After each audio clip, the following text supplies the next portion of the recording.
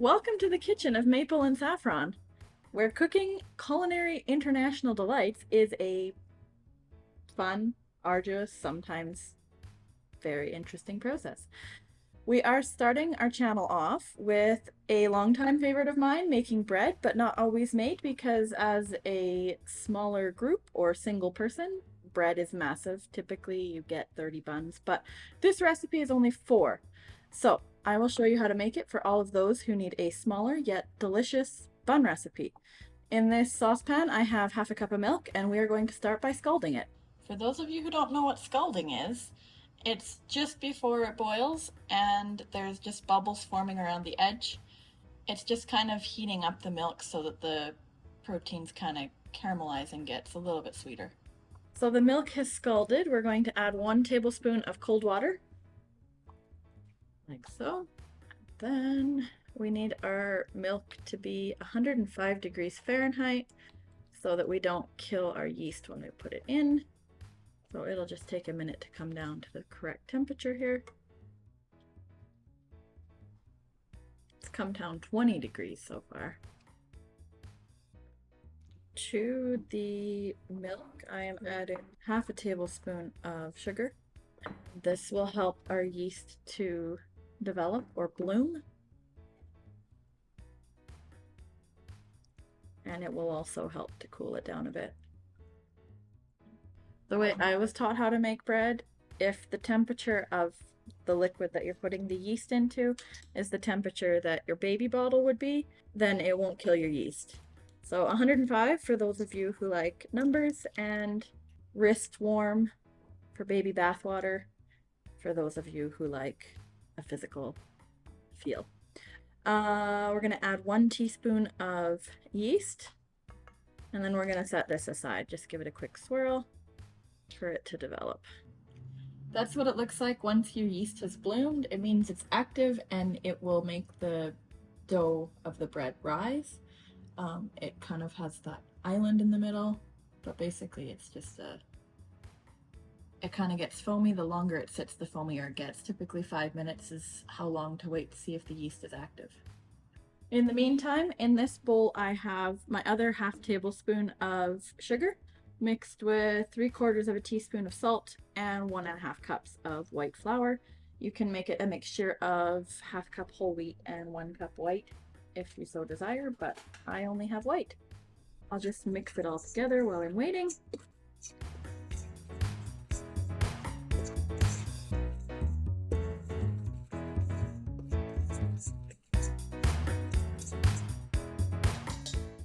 So to the milk, now that the yeast has bloomed, I'm going to add a tablespoon of oil. It's just a vegetable oil.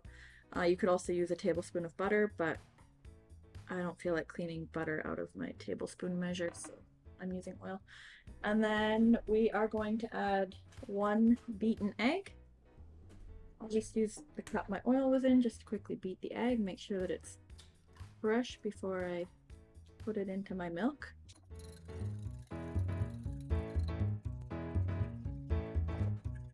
So that whole mixture is going to go into our dry ingredients. And if you had a stand mixer, you could make this with the bread dough attachment.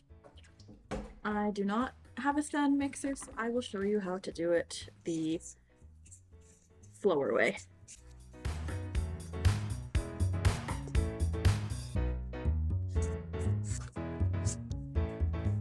If you had a larger amount of dough, I would typically put it on the counter to knead it, but since it's so small, I'll just work it with the fork in the bowl, and then eventually I'll just go to using my hand in the bowl. It just saves cleaning the counter space.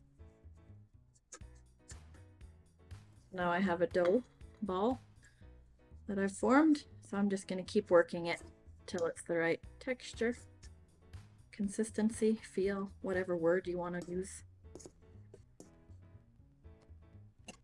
I have washed my hands, don't worry. Your dough will be quite sticky. That is the nature of this dough. It won't be as dry as like white bread or traditional buns, just because it's the brioche, so it has that extra moisture content in it.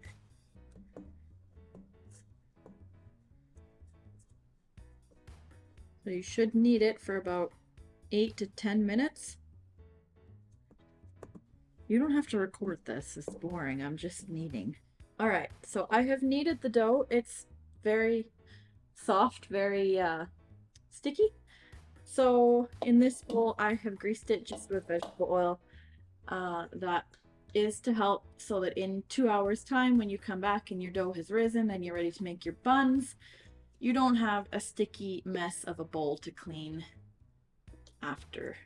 It just makes your life a lot easier. I highly recommend greasing the bowl when you're making bread, because then when you turn it out to shape it, it will be just seamless.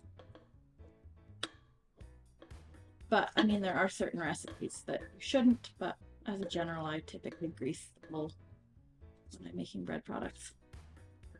So we're just gonna let this sit covered. You can cover it. I have a lid for my bowl. You can cover it with saran, you can cover it with paper towel, you can cover it. Paper towel isn't so good unless you make it wet. You can cover it with a tea towel, totally up to you. It rises for about 2 hours or doubled in size. So it depends entirely on the temperature of your surroundings. If it's colder, it will take longer. If it's warmer, it will take less time. But you need to have it risen doubled.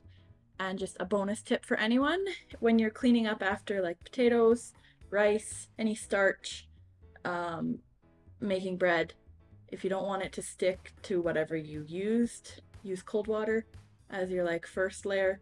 Cold water, let it sit for a second and it'll come right off. All right, it hasn't been 2 hours yet, but it's also 26 degrees in the house. Our dough has doubled in size. If you want to be fancy, you can weigh it out to equal portions. I just eyeball it, call it a day.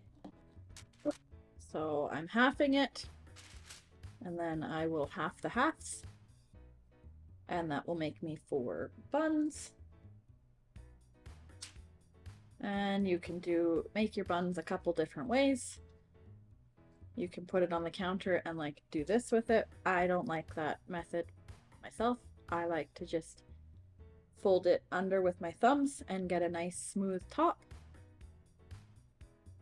because the bottom will be flat anyways because it's against the baking pan. And then second dough ball. As you see, this is not the perfect method because they're not perfectly uniform, but I'm not a bakery, so that's fine. And as you see, this dough is still quite sticky, but it yields a nice product, so it's worth the annoyance of sticky dough. If you wanted to, you could have, this one's a little small, you could have greased your hands before working with the dough, but I mean, it only takes a couple minutes to work a few buns. And again, you're probably not a baker. If you are, I apologize for all the probably mistakes I'm doing right now. So if you don't have perfectly perfect buns, does it make a difference? That's up for you to decide. You don't have to have this part in where I'm fighting with this last dough one. So I've just cracked 1 egg and beat it a bit.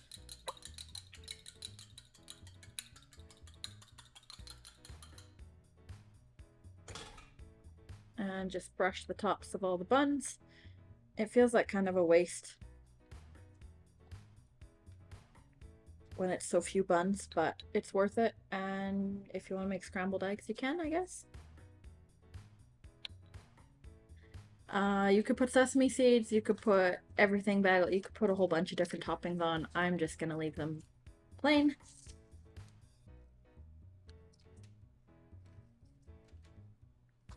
And my oven has preheated to 375, so we will put those in for 15 to 20 minutes. I will get back to you on the timing when they're done. Here is the finished product. 4 buns for you to eat over the next couple days. Not a huge batch, but perfect for people that don't have large families or live alone and still want to enjoy homemade bread without having the it take up the freezer space or have way too many buns or bread at the end of the day. Yeah, I will post the recipe below, and that's it.